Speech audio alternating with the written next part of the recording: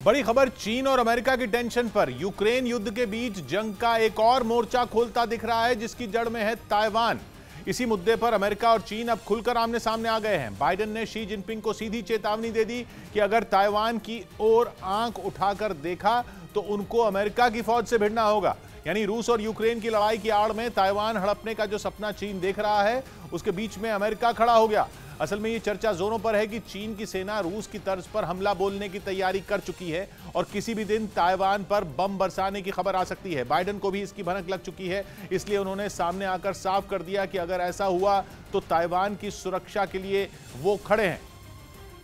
मतलब अमेरिका ने चीन को सीधी चेतावनी दी और दो टूक बोल दिया कि वो शी जिनपिंग को ताइवान में मनमानी नहीं करने देगा।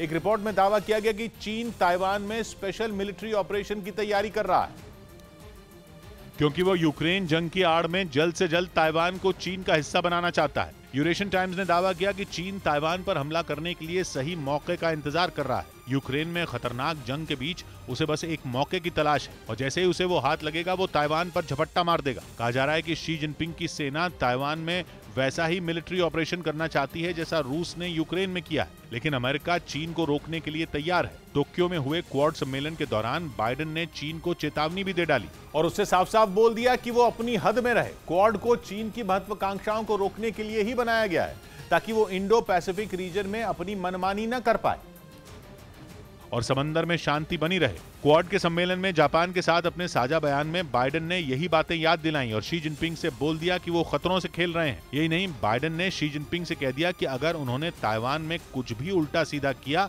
तो अच्छा नहीं होगा। We support the one China policy, but that does not mean that China has the ability, the jurisdiction to go in and use force to take over Taiwan. लेकिन चीन पर अमेरिका की चेतावनी का असर नहीं पड़ा। उसने हेकड़ी दिखाई और ताइवान पर पुराना राग अलापा। 任何人不要低估中国人民捍卫国家主权和领土完整的坚强决心、坚定意志、强大能力。 ऐसा लग रहा है कि यूक्रेन के बाद ताइवान भी अमेरिका की नाक का सवाल बन चुका है और इसीलिए बाइडेन बार बार चीन पर बरस रहे हैं।